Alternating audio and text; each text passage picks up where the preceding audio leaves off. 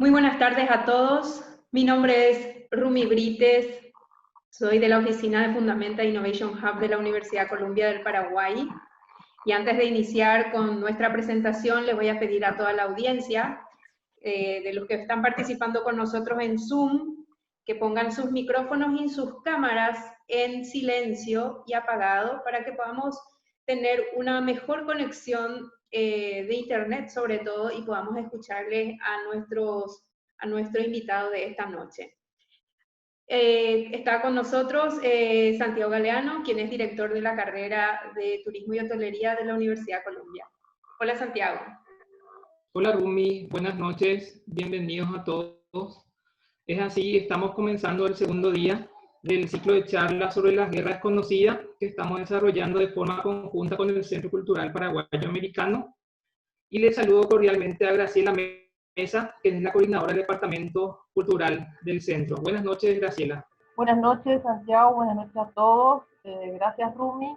Bueno, nosotros del CCPA encantados de este ciclo de charlas que acercó el historiador Fabián Chamorro y esperemos que continúe con nosotros durante toda la semana. Es una fecha muy importante para nuestro país y esta es nuestra colaboración a la federación y al conocimiento de la historia. Buenas noches, soy Fabián Chamorro.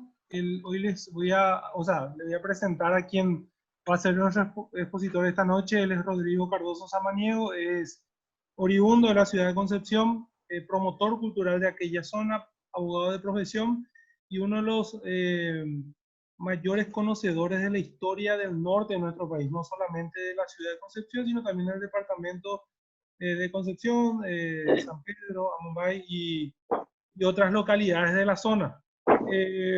Rodrigo, bienvenido. Buenas noches, muchas gracias Fabián. Muchísimas gracias a la gente de Fundamenta Innovation Hub, el Centro Cultural y la Universidad Columbia por la invitación. Yo esta noche les voy a desarrollar Concepción en la guerra, una victoria colectiva. Como sabemos, por su posición geográfica, Concepción fue bastión desde la época de la provincia por pedido de los jesuitas que ya estaban en esta zona, que solicitaron se funde una villa militar con población civil justamente para poder atajar la incursión de los portugueses y de los indios hostiles que acechaban constantemente las reducciones jesuitas. Como dije, Concepción por su posición geográfica, luego volvió a tener un papel importante con la incursión de los bolivianos a inicio del siglo XX. Se formaron una gran estrategia militar y civil. En ese entonces el teniente Estigarribia vino a Concepción a inicio de la década del 20, o sea, fines de 1910, inicio del 20. Le conoció a una concesionera, Julia Miranda Cueto, se casó, formó familia acá y empezó a organizar lo que fue la guarnición militar. Desde 1924 estuvo el regimiento número 1-2 de Mayo y con la constante incursión de los bolivianos se conoció llegó la noticia de la muerte después de la muerte de Rojas Silva, Concepción se convirtió en el centro de las operaciones militares. Casi los escuadrones de patrulla salieron de Concepción para fundar los diferentes fortines. Por eso el doctor Juan Samaniego le llamó cabecera de puente de la Gran Victoria Chaqueña. De acá partieron concepcioneros, la gran mayoría militares, entre ellos hay que destacar a Amílcar Medina, que fue el hermano de uno de los héroes del mayor Lorenzo Medina, que fue uno de los fundadores del fortín Presidente Ayala, que más adelante se le rebautizó como Nanagua, ¿verdad? En Concepción se empezó a formar el cuartel general en el predio que era de una azucarera de un conocido de la sociedad concepcionera, el señor Aurelio Santiago Agüero. Era hijo extramatrimonial de Benigno López, el hermano de Francisco Solano López. Y esta casa fue construida a fines de 1800, inicio de 1900. Está en la ribera del río Paraguay, en lo que hoy es la actual sede de la Fuerza Aérea. Acá podemos ver a la mano derecha otra foto, otra toma, ahora donde está el vapor San Francisco, uno de los tantos que fueron decomisados para la campaña chaqueña. Acá, como podemos ver, la carga de los soldados que estaban llevando los materiales de construcción para los diferentes fortines. Enfrente a este cuartel está una isla que se le conoce como Chacoí. Este es otra toma. Acá la foto de la izquierda es un hangar en el mismo lugar. La Junta de Auxilios Norteños, que fue organizada por la Sociedad Concepcionera, había tenido muchas subcomisiones y entre ellos era una comisión pro aviación. El hangar en construcción que vemos a la izquierda era para el futuro aeropuerto de Concepción, que hasta hoy en día se utiliza el mismo lugar. Pero en ese momento Concepción ni el ejército no contaba con un aeropuerto propio. Como dije, la Junta de Auxilios Norteños tenía muchas subcomisiones. Comisión pro avión, pro hospital, pro comisión de damas. Todo lo que uno se pueda imaginar para poder cumplir con con todo lo que el ejército necesitaba. Uno de esos era una comisión que se encargaba de recoger los víveres para poder hacer fuerza con el ejército. Esos galpones que vemos a la mano izquierda es frente a Concepción, un lugar que se llama Puerto Militar. Anteriormente pertenecía al departamento de Presidente Hayes, pero por una ley de hace 3, 4 años, Chacoí, la isla Chacoí pertenece a Concepción, geográficamente y administrativamente por una cuestión de economía, ¿verdad? Porque le queda lejos a la capital del Presidente Hayes, en este caso Villa Hayes, para acceder al lugar donde hoy en día viven como 500 personas, alrededor de 50 a 60 familias. Y a la mano derecha podemos ver los víveres que se amontonaban en ese lugar, galletas, sal, maíz, afrecho. Ahí funcionaba el depósito de la Junta de Auxilios Norteños, donde se llevaban todos los materiales para todos los víveres y demás cosas que necesitaba el ejército. El capitán Tomás Hortellado y su señora Juana Medarda Brinardelo, con su hermana Susana, fueron las encargadas de organizar la comisión de damas que le medía los uniformes a los voluntarios que iban llegando a Puerto Militar de toda la zona norte. Entre ellos venían voluntarios, especialmente de los yerbales. Lastimosamente no puedo compartir mi PowerPoint para mostrarles las fotografías que venían de los yerbales de todos lados, de Pedro Juan, de Punta Poná, de Capitambado, del Brasil inclusive, de Campanario y Mato Grosso. Venían voluntarios paraguayos y brasileños. Los brasileños eran los hijos de paraguayos que trabajaban en los yerbales. La Junta de Auxilios Norteños también tenía una comisión pro elenco Nanagua, que querían llevar con su música el ánimo a los soldados que estaban en el frente. Entre ellos se destacó don José Romañac Ocaris, que sería el abuelo de la ex primera dama Susana Galli Romañac. El elenco Nanagua, con los fondos recolectados por la Junta de Auxilios Norteños, recorrían el frente de batalla, iban a todos los fortines. Así también llegaban hasta Asunción, inclusive llegaron a tener actuación casi cada 15 días en el famoso Belvedere. Y todo lo que se recaudaba iba para los soldados, ¿verdad? Para el frente, para los soldados heridos, para la familia de los soldados heridos. Acá en esta fotografía podemos ver al coronel Luis Irrazabal con ellos. Se destacó también dos concepcioneros, entre ellos los hermanos Belisario y César Medina. Acá le vemos al coronel Luis Irrazábal en el medio, que está con una cruz. El señor Pepito Romañac Ocaris es el que está atrás, el que se le nota la oreja grande.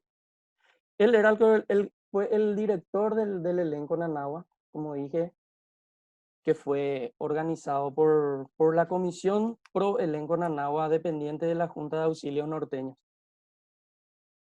Ellos viajaban en todos los fortines a tocar su música. Belisario y César Medina son los dos que están sentados en ambos extremos, los hermanos. Ellos, junto con Emiliano R. Fernández, compusieron la polca 13 Tuyutí. En Nanagua, en su presentación oficial, en su debut, vamos a decir, ellos presentaron una polca que se llamó 4 de Julio. Y más adelante también ayudaron a Emiliano R. Fernández a componer la famosa música 13 Tuyutí y el Regimiento 2 de Mayo, en donde Emiliano R. Fernández le nombra a todos los héroes concepcioneros que eran su amigo.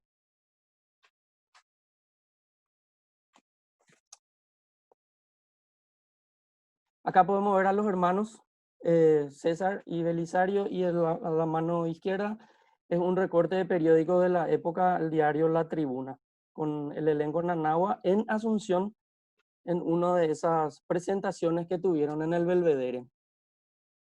La sanidad. El primer cuerpo de enfermeras que partió al Chaco, todas fueron concepcioneras, en este caso norteñas, porque venían de toda la zona norte del país.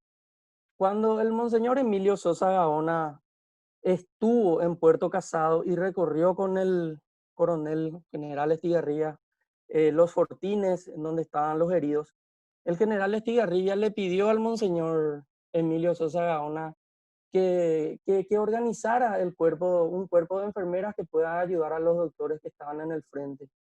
Entre ellos se destaca Cipriana González. En la foto podemos ver, entre las que está de rodillas, de izquierda a derecha sería la tercera. Y abajo hay un certificado expedido por el monseñor Emilio Sosa Gaona a la enfermera Cipriana González. En la fotografía todas son concepcioneras, especialmente de Loreto, de Belén, de Horqueta y de Concepción. Cipriana González, además de enfermera, era madrina de guerra. Acá podemos ver los cartuchos de bala de 6 de sus ahijados. Que cada cartucho tiene el nombre de un soldado que le envió de regalo a su madrina. Y a la mano derecha podemos ver los instrumentos que utilizaba doña Cipriana en el frente. Eso están todos hoy en día en la familia Rondelli González, que fueron los que me facilitaron la fotografía de su mini museo. Vitalina Torres Pinto. Vitalina Torres Pinto fue una profesora, ella vivía en la ciudad de Loreto. Ella fue la fundadora y primera presidenta del cuerpo de enfermeras organizado por el monseñor Emilio Sosa Gaona. En la fotografía a la izquierda podemos ver al monseñor Sosa Gaona con el general Estigarribia. Esta fotografía es en Puerto Casado, y doña Vitalina es la primera de la derecha, la que tiene los brazos cruzados. Doña Vitalina. Doña Vitalina en Loreto es una figura de culto. En Loreto lleva nombre una calle, una plaza, una escuela. Los hospitales de sangre. Cuando empezaban a venir el primer contingente de heridos, y con la organización del monseñor Sosa Gaona del cuerpo de enfermeras, también se necesitaban en Concepción lugares en donde albergar a los heridos. 4 hospitales de carácter privado se formaron en Concepción. Las más conocidas son estas dos que tenemos acá. En la mano derecha podemos ver en los pasillos del Colegio Salesiano San José a los heridos, enfermeras, cuerpo médico y militares. Y el de la mano izquierda es una fotografía de antes del inicio de la guerra, es de 1927-28 más o menos, en donde funcionaba una librería, una imprenta y una librería. Ahí se imprimía El Correo del Norte, que era un semanario tenía mucho, o sea, se repartía muchos ejemplares en la ciudad. Era la propiedad de don Juan A. Caballero, que era el presidente de la Junta de Auxilios Norteños. Él también acomodó parte de su imprenta, o sea, de su casa en este caso, para hospitales de sangre. También en las afueras de Concepción, dos familias ofrecieron su parte de su residencia para hospitales de sangre que se utilizaron. Ahora uno de ellos es la familia Almeida Huerta y otro es la familia Valiente La Taza. Hoy en día ya esos lugares ya no existen, pues se urbanizó todo. Anteriormente era una casa quinta y hoy en día está todo poblado la zona. También estaba el hospital regional. Acá podemos ver a los heridos en el Hospital Regional de Concepción, en el antiguo hospital. Hoy en día estas construcciones siguen en pie con algunas refacciones. Acá podemos ver a militares y a enfermeras con el doctor Santos Canillas, que es el primero que vemos en la fotografía de la izquierda. Era un médico español que dio mucho a la sociedad de Concepción. Él se encargó de organizar toda la parte de este hospital y la del Colegio San José. También algo pintoresco que encontré en los archivos de Concepción, un tal Felipe Samaniego le escribe un poema a un hospital, ¿verdad? Hospital Foncier, en donde menciona lo bien que pasó en dicho hospital. Eso me pareció muy curioso, por eso estoy compartiendo con ustedes. El avión Anagua también se sumó a la sanidad militar. Este avión que fue adquirido con exclusivos aportes de la sociedad civil concepcionera. Había un español de nombre Raquel Zavala que fue el designado por el presidente de la Comisión Pro Avión, era el señor Romualdo Irigoyen. Le designa a este español Raquel Zavala para que sea él el encargado de visitarle a todos los extranjeros que tenían intereses en Concepción. Entre ellos, los directivos de la Mate Laranjeira, que pusieron más de 250.000 pesos en la época para la compra de este avión. Entre ellos también don Romualdo Irigoyen, que puso gran parte también para la adquisición, y el resto fue aporte de la ciudad. Aporte de la ciudad.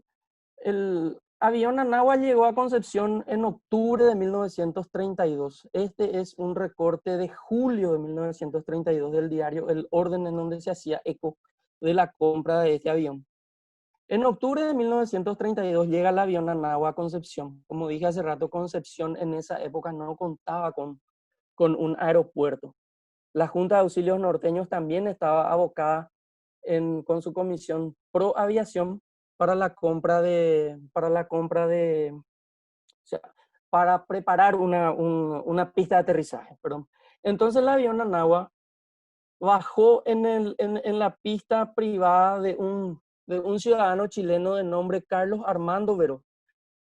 Hoy en día los de Concepción conocen un barrio de nombre Villa Armando.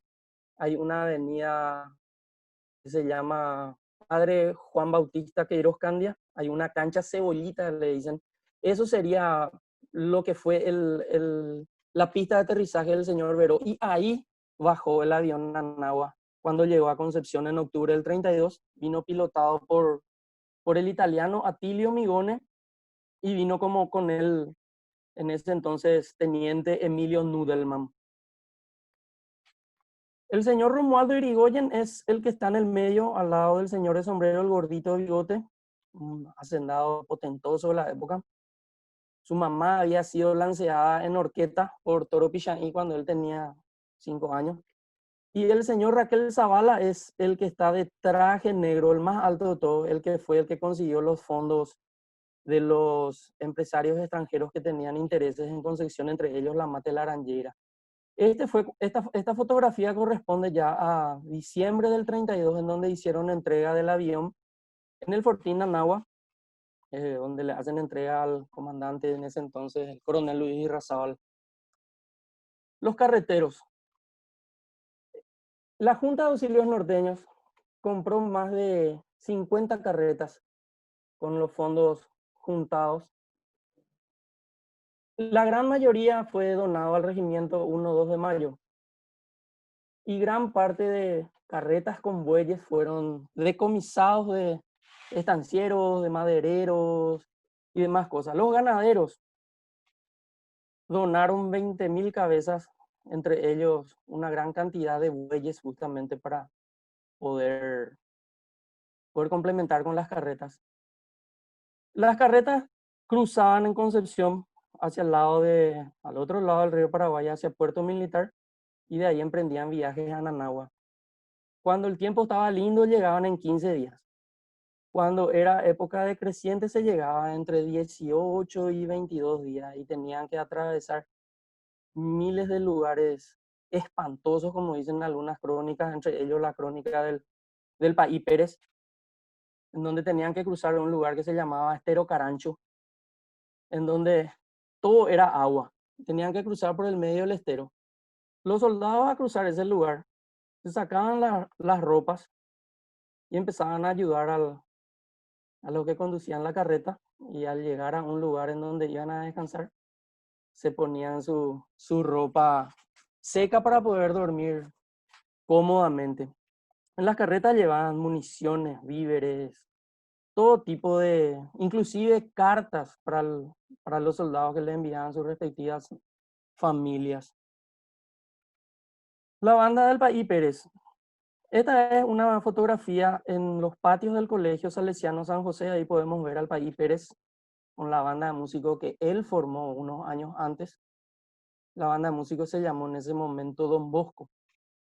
Cuando muere el capellán del Tercer Cuerpo de Ejército, el padre Egidio Cardoso, fue designado al Paí Ernesto Pérez Acosta, en ese entonces director del Colegio Salesiano de Concepción, para que vaya en reemplazo del padre Acosta. Los chicos también tenían el sueño de ir a tocar en los fortines, en donde el Paí Pérez le dice que una vez que llegue allá y se empiece a acomodar en los lugares, que iba a pedir al Estado Mayor de ese entonces el permiso correspondiente para que le puedan enviar a los chicos.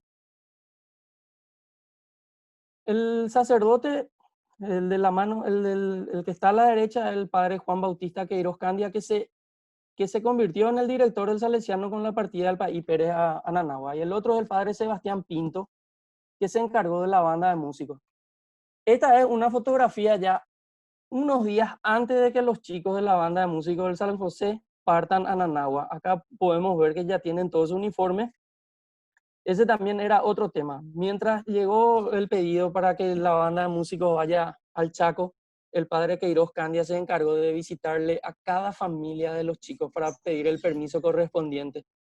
Mientras el Paí Pinto se encargó con la comisión de damas para sacarle las medidas a cada uno para poder hacerle su uniforme y puedan viajar también como pequeños soldados. Este es en los patios del Colegio Salesiano, donde fue la primera vez que la banda del Paí Pérez tuvo una actuación especial, ¿verdad? Donde tocaron el himno nacional. Esto corresponde a una misa celebrada por el Paí Pérez. Allá podemos verle que está parado en la fotografía de arriba, antes de partir a Boquerón. En esta misa estuvo presente el presidente de la República, el doctor Eusebio Ayala, con su señora. Esto fue en agosto del 32, antes de partir a Boquerón. Acá podemos observar ya a la banda de músicos allá arriba, allá en las estriberas de Bolivia, en Capirendá, en 1935, donde ellos fueron declarados por el general Estigarribia como banda oficial de la entrevista con el general Peñaranda. También algo pintoresco de Emiliano R. Fernández, otro concesionero que fue también alumno del Colegio Salesiano, donde envía un reporte de los heridos, o sea, lo que estaba pasando en el frente al director del diario Enanito, que tenía o sea, era un semanario en realidad. Era un semanario que llegaba en los fortines, y Emiliano era uno de sus corresponsales, vamos a decir. Esto es en agosto de 1936, un poco después de la firma del protocolo con el cese de las hostilidades. El general Estigarribia llegó a Concepción. Este es el puerto de Concepción. Esa escalinata hasta hoy en día sigue en pie hasta la mitad, ya le estaba por llevar todo el río. Fue recibido por una multitud, toda la sociedad concepcionera fue recibido por el intendente de ese entonces, en donde le lee la ordenanza municipal donde fue declarado hijo directo de Concepción.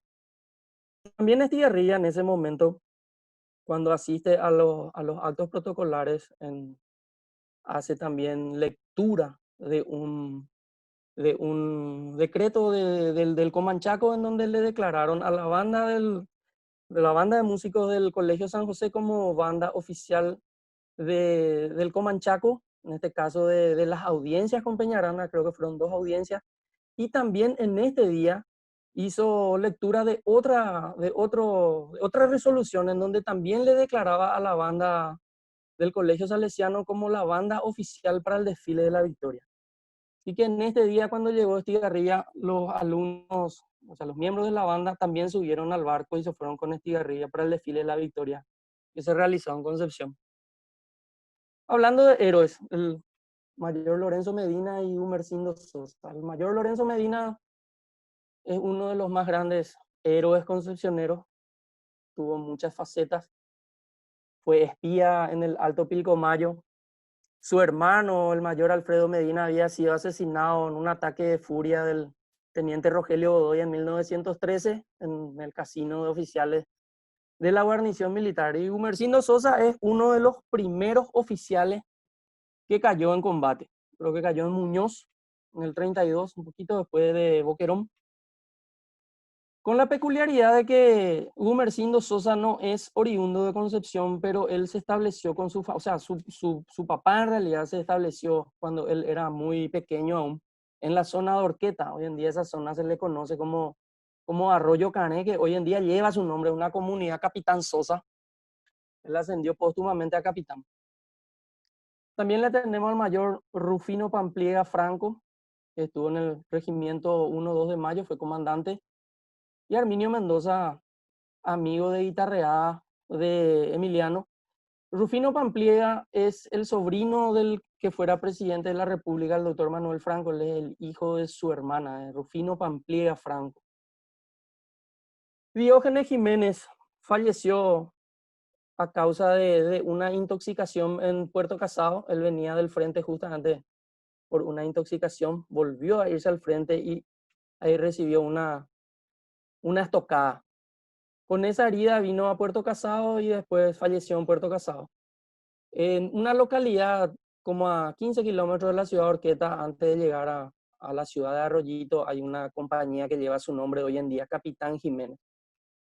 Adolfo Semidey Quevedo era el sobrino de don Basilio Quevedo, el nieto de don Basilio Quevedo en realidad. Él fue a la guerra con 17 años.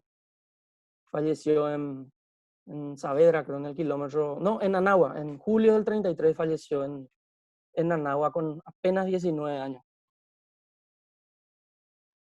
Antonio Esteche Signorelli era un aviador. El de la foto de arriba es el capitán Lucio Ayala. ¿Por qué puse Lucio Ayala? Porque Lucio Ayala es un héroe con todas las letras de la aviación paraguaya. Él cayó 2 veces. La primera vez que cayó su avión eran un poquito antes del inicio de la guerra, en donde estaban haciendo unos vuelos de práctica en la zona de Ñuguazú. Se quedó sin combustible. Él ya tenía que bajar y dijo, voy a hacer una vuelta más hacia San Lorenzo, donde vivía una chica, ¿verdad? Se queda sin combustible y hace un aterrizaje forzoso y se va y entra en una olería de la época y se salvó Lucio Ayala. En 1933 vino él como copiloto también del teniente Antonio Esteche Signorelli, que muere en este accidente. La foto de abajo del avión estrellado es en Concepción. Actualmente al lado de lo que hoy es la Administración Nacional de Electricidad. Los que conocen Concepción sería más o menos donde hoy está Librería Rocío, más o menos. Y ahí muere el teniente Esteche. Lucio Ayala fue llevado de ahí a como a 200 metros, estaba al hospital regional, fue llevado al hospital regional. Según los enfermeros de la época ya no tenía signos de vida y le ponen ya en un ataúd como para emprender el viaje eterno, hasta que el doctor Santos Canilla, el español que comenté recién, hizo otra vez una breve inspección a todos todos los cadáveres y al tocarle a Lucio Ayala, nota que tenía pulso todavía, entonces ordena que se le saque otra vez del cajón y se le ponga ya en una pieza en donde iba a estar con cuidados médicos, ¿verdad? Lucio Ayala es sobrino del doctor Eligio Ayala. Él es de Embuyapeu, el hijo del hermano del doctor Eligio Ayala, el expresidente de la República. El de la mano derecha es un héroe civil. El señor de sombrero es don Otacílio Dausáquer, es un brasilero.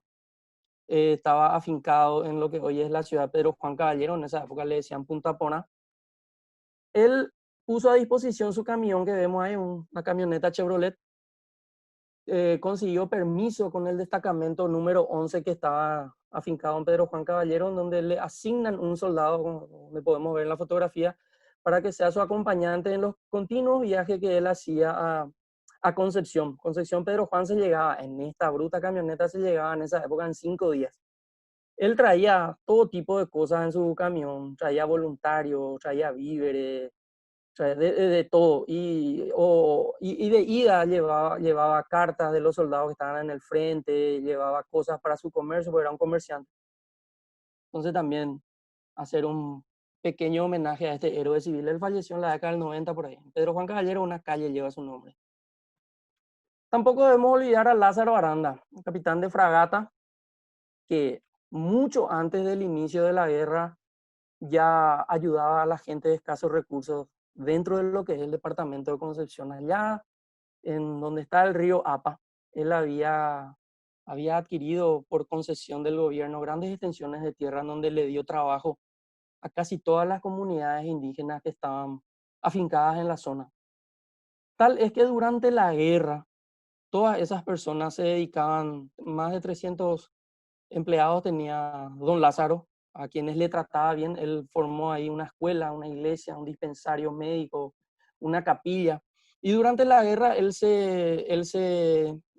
organizó el corte de trocidios para poder dar a toda la marina, ¿verdad? Para la combustión de todos los buques que se movían a vapor. Acá podemos ver en la otra fotografía, ya en el fondo está Fabián, el amigo Fabián, cuando hace un año justamente estuvimos por la ciudad de San Lázaro, que justamente lleva el nombre en homenaje a don Lázaro Aranda. Y ahí abajo pueden ver, hay una lápida. Ahí descansan los restos de don Lázaro. También va un pequeño homenaje para este héroe. Él es oriundo de Capiatá. El peñón que está frente a Piquetecuén Limpio, que está en el medio del río, ese también construyó él. Y acá una galería de héroes, ya que estamos cortos de tiempo. Me facilitó la amiga Claudeline, es un libro del profesor Pedro Antonio Alvarenga Caballero. Ya en la mano izquierda arriba podemos ver al doctor Santos Canilla junto al teniente Friedrich, que es el que más fotografías sacó durante el Chaco. Podemos ver al coronel Eduardo Torreani Viera, a Ubaldo Cabrera, que murió en el 34 en Muñoz, al primer cadete que falleció también en el Chaco, el concesionero Estanislao Romero, a Wilfrido Quevedo, que era el hijo de don Basilio Quevedo, un gran ganadero también de la época que aportó mucho para Concepción. Y también podemos ver a Ismael González. Ismael González fue uno de los estudiantes acribillados frente al Palacio de López en octubre de 1931. Concesionero mártir de ese día. Capitán Walter Wim, como ayer dijo el amigo Claudio, él es oriundo de Horqueta. Ahí lleva una doble avenida a su nombre, o sea, la avenida principal de la ciudad de Horqueta lleva su nombre, una pista de aviación, un club y una plaza. Lleva su nombre, Capitán Walter Wim. También podemos observar al gran Yacaré Valija, el teniente primero Manuel Irala Fernández, que sus restos también descansan hoy en Concepción. Podemos ver también a Pastor Gamarra, que es descendiente del general Juan Manuel Gamarra, que es el héroe de Tacuarí y Paraguarí. Y también es descendiente de uno de los cofundadores de Concepción, Juan José Gamarra, que vino con la expedición de Pinedo. Podemos ver al sargento Herminio Pirelli, que cayó en noviembre del 32 camino a Iguatá. Él era el chofer, el que le estaba manejando al teniente Germán Velilla cuando le sale un escuadrón boliviano y le prenden fuego de sargento Pirelli. También podemos ver a Emiliano R. Fernández. sigue la galería de héroes, perdón, en Clorindo Rojas, que podemos ver arriba a la izquierda, era un juez de paz que también renunció a su cargo de juez de paz y se alistó, se fue y murió en mayo del 33. Podemos ver al mayor Julio Dionisio Taño, que hoy en día es una ciudad en la zona del Alto Paraná, creo que lleva su nombre. Él no murió en la guerra, él murió en la mañana de la revolución de 1936, en febrero del 36, en la revolución de Franco, cayó una bala perdida. El capitán Braulio Lescano, Tadeo Ábalos, está también el capitán Gregorio Antonio Alvarenga, era miembro del RI3 Corrales, el papá del gran historiador concepcionero, el profesor Pedro Alvarenga. Está también Enrique Planás. Todos estos que estoy citando llevan nombre, una calle en Concepción. Tampoco podemos olvidar a nuestros hermanos bolivianos. Muchos bolivianos quedaron prisioneros en Concepción especialmente. Como dijo en una charla una vez Fabián, casi la gran mayoría de las municipalidades pedían prisioneros para los quehaceres de la comuna. Uno de ellos fue Concepción. Los prisioneros tenían que ganarse su pan de cada día, entonces haciendo trabajos viales, por ejemplo, ellos ya se ganaban su pan. Uno de ellos fue Concepción. Este es también el diario El Orden, un poquito después un poquito antes, mejor dicho, de la firma del protocolo de paz. Ellos, por ejemplo, los prisioneros bolivianos en Concepción se encargaron de ensanchar la ruta Concepción-Belén, la antigua ruta quinta. Esa ruta ya existía, pero era un tapepoí. Entonces los bolivianos lo que hicieron fue ensanchar, así como se conoce hoy en día. Ese fue obra de los prisioneros bolivianos. También ellos construyeron lo que es la sede histórica de la escuela agrícola, que está acá a 7 kilómetros de Concepción. Es la sede histórica. Hoy en día la escuela es grande, ya con muchas construcciones nuevas, pero ellos hicieron eso.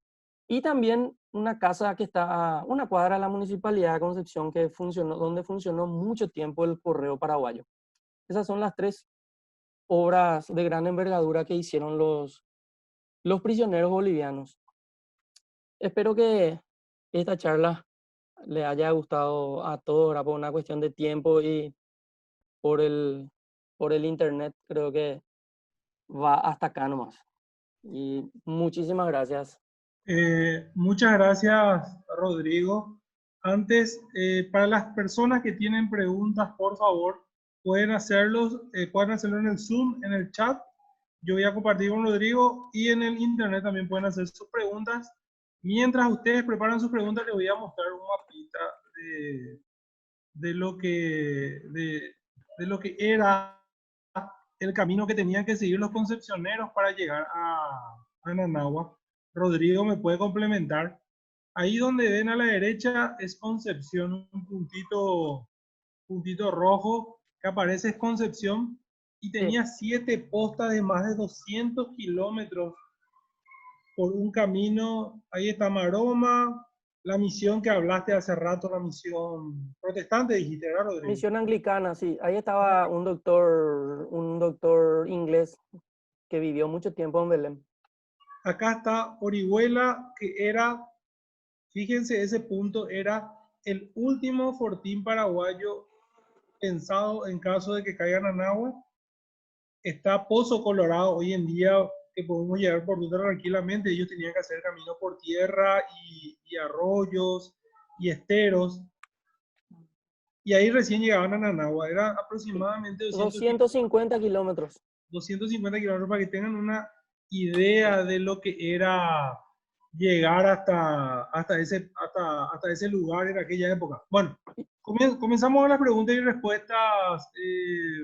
Rodrigo dice, la importancia de Concepción para la guerra fue estratégica, pero consulto, ¿hubo algún otro departamento que haya apoyado los esfuerzos de la guerra del sector privado? La verdad que también Puerto Casado tuvo su apoyo, ¿verdad? Como sabemos, don Carlos Casado puso a disposición su ferrocarril y toda su logística, ¿verdad? También para que el ejército se pueda mover. Pero en Concepción sí había muchos intereses, especialmente en la mate laranjeira, como yo te dije, ¿verdad? Que fue lo que más aportó, no solamente para los aviones, sino que pusieron también a disposición su puerto, porque ellos tenían un puerto privado ahí en frente a Puerto Militar. Preguntan si Maroma ya era una estancia en la época, Rodrigo. Sí, ya era una estancia en la época. Ahí, de Concepción a Maroma, por ejemplo, hay unos 50 kilómetros. Ahí las carretas llegaban ahí en una semana, para tener una idea. Sí, ¿podés hablar un poquito más del señor Lázaro Aranda? ¿Tenés más datos aparte de lo que ya dijiste, Rodrigo? De Lázaro Aranda no tengo mayores datos, ¿verdad? Solo que lo que sé es que ayudó mucho en la retaguardia, especialmente a la Armada, ¿verdad? Porque él también viajaba mucho en los cañoneros, pero especialmente él se dedicó a juntar trocillos de madera para abastecer a los vapores de la Armada. Entonces, prácticamente el supuesto comando era en lo que hoy lleva su ciudad, ¿verdad? La ciudad de San Lázaro, que está pegado a Vallemí. Hablando de Vallemí también, el aeropuerto de Vallemí lleva el nombre del capitán Emilio Nudelman, que fue el piloto del avión Anagua también. ¿Tenés idea de cuántos concepcioneros pelearon en la guerra, Rodrigo?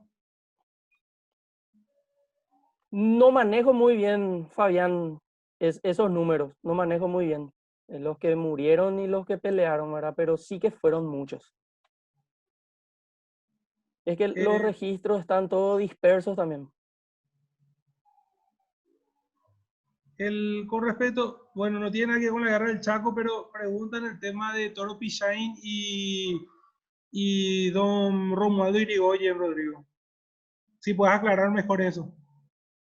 Bueno, Toro Pichain era un sargento mayor, ¿verdad? Que fue enviado a Concepción justamente para averiguar el tema de las conspiraciones que estaban, las supuestas conspiraciones trasmadas por los comandantes de la época. Una de esas familias que fueron enviadas a Horqueta y que fueron apresadas por Toro Pichain es la familia de Romualdo Irigoyen, entre ellos su papá José Siriaco Irigoyen, que había muerto por tortura ya en Ascurra ya. Y su cuñado Juan Martín Gómez de la Pedruesa, los dos murieron en Ascurra. Pero su señora, la mamá en este caso de Romualdo Irigoyen, apellido, no recuerdo, Martínez, y sus hermanas, 3 hermanas de Romualdo fueron lanceadas en Horqueta el 3 de mayo de 1869 y Romualdo fue el único que sobrevivió. Tenía 5 años, creo, y fue criado por un señor de nombre Nolasco López en la zona de Concepción, en donde él creció después, ¿verdad? Sí, una de las hermanas tenía 12 años, pero esa fue previamente violada por Toro Pichain y después fue lanceada. Y la mamá de Romualdo también estaba embarazada de 8 meses al momento de ser lanceada. Rodrigo, no había caminos fluviales para llegar de Concepción a Anagua, era todo por tierra. En el puerto de Concepción se cruzaba, había embarcaciones que cruzaban al otro lado, hasta Chacoí, y después vos hacías un trayecto de 7 a 8 kilómetros hasta donde estaba el Riacho Negro, al otro lado otra vez, y ahí se cruzaba otra vez en canoas, en pequeñas embarcaciones, para poder llegar a Puerto Militar y después emprender el viaje.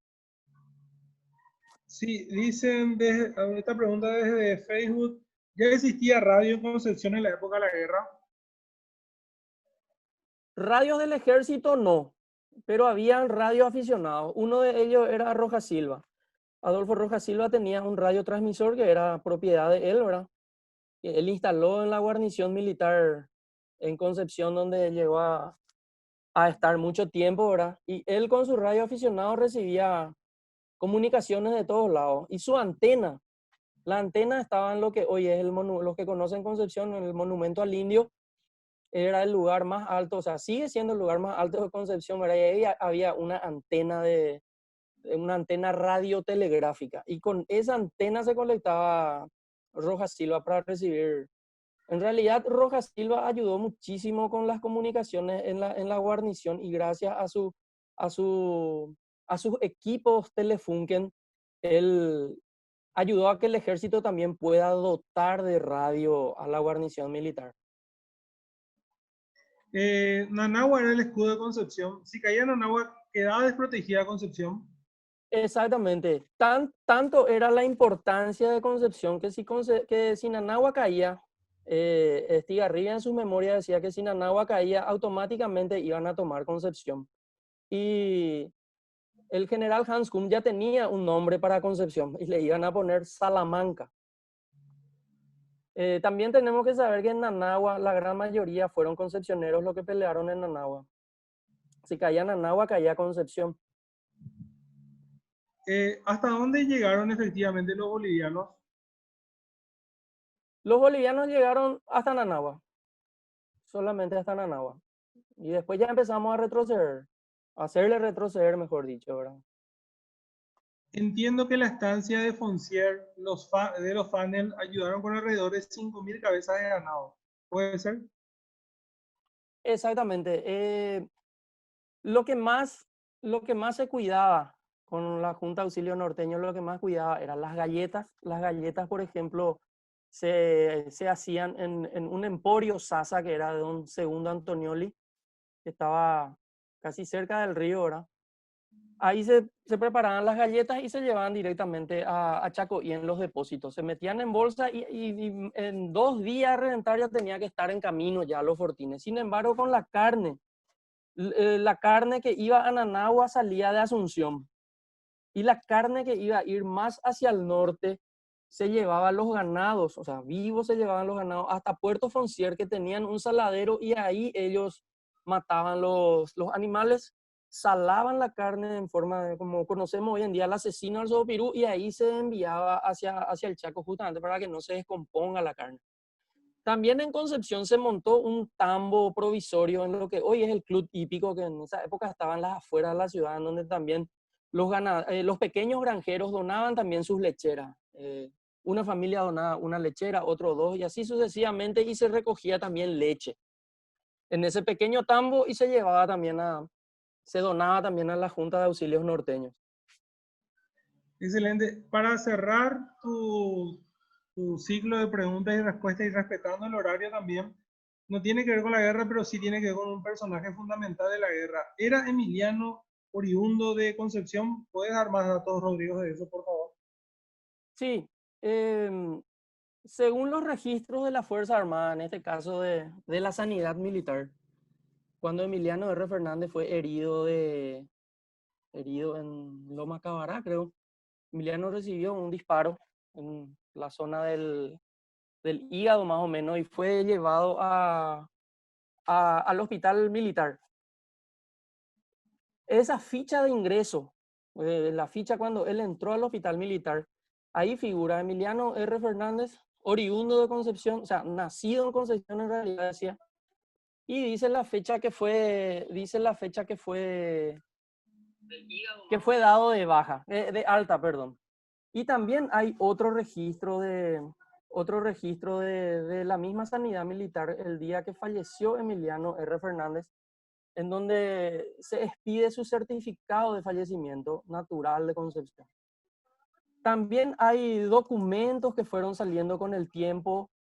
Respecto al nacimiento de Emiliano, se consiguió un documento de puño y letra que se sometió a peritaje, en donde más de 3 peritos coincidieron de que Emiliano es nacido en Curuzú Isabel, donde anteriormente cruzaba el arroyo Guarambaré, que hoy en día se secó.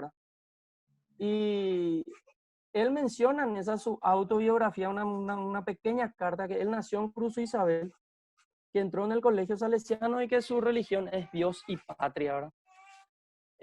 Existen muchísimos testimonios respecto a Emiliano R. Fernández, que nació en Concepción, amigos de infancia, como todos los que estuvieron con él en el Regimiento 13 Tuyutí, los que estuvieron en Anagua, los que estuvieron en el RI 16 Mariscal López. Hay una música justamente que él le dedica a todos sus camaradas del Regimiento 2 de Mayo, justamente se llama Regimiento 2 de Mayo, donde le menciona al famoso Tahuató de Acero, que era Rufino Pampliega. También hay registros de Emiliano en los archivos del Colegio San José de Concepción, en donde él estuvo del primer grado al quinto grado, cursó ahí entre 1904 y 1909 aproximadamente. Ahora, respecto a su lugar de nacimiento, por el lado de Guarambaré, que está cerca de Asunción, lo único que existe es justamente un certificado de nacimiento adulterado o falso, no sé cómo decirlo, ¿verdad? No auténtico, ¿verdad? Donde dice que él nació en Guarambaré y tiene una serie de errores, ¿verdad? Por ejemplo, su certificado de nacimiento fraguado, ¿verdad? Dice que él nació en Guarambaré, pero el certificado de nacimiento se inscribió 27 años después de su fallecimiento. Había testigos y ahí dice que Emiliano de Nessa tenía 81 años y que él mismo se fue a inscribir su nacimiento, ¿verdad? Entonces, como que nunca se encontró un certificado de nacimiento de Emiliano, yo creo que por ese lado viene el tema de la falsificación justamente de su certificado de nacimiento, ¿verdad?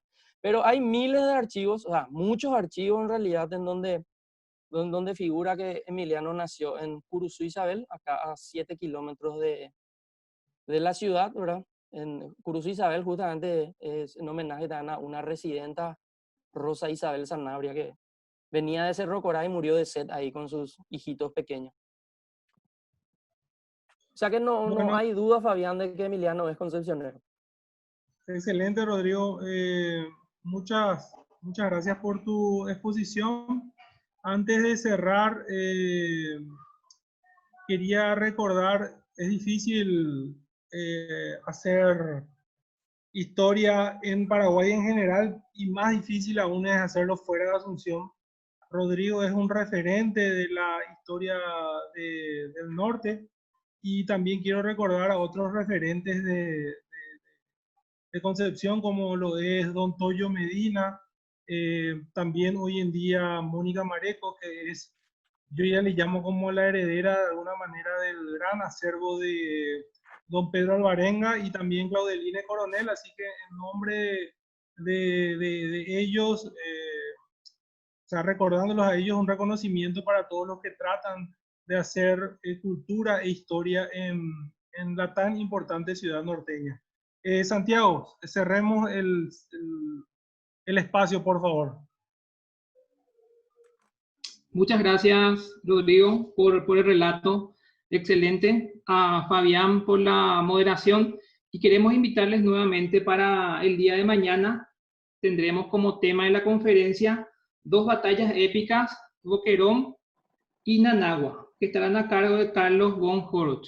Y nuevamente agradecer a todos los participantes por la participación que tuvieron el día de hoy con sus preguntas dentro del chat, tanto en Zoom como en Facebook del CCPA y de la Universidad Columbia. Muchísimas gracias a todos.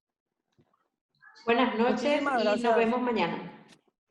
Muchas gracias. Muchísimas gracias, Santiago. Lastimosamente el internet nos jugó una mala pasada porque había tanto para hablar, ¿verdad? Pero acá los mensajes que veo creo que a la gran mayoría le llegó y le gustó. Muchísimas gracias. Estamos a las órdenes. Muchas gracias, Rodrigo, nuevamente, muchas gracias. Muy gratificante todo el relato.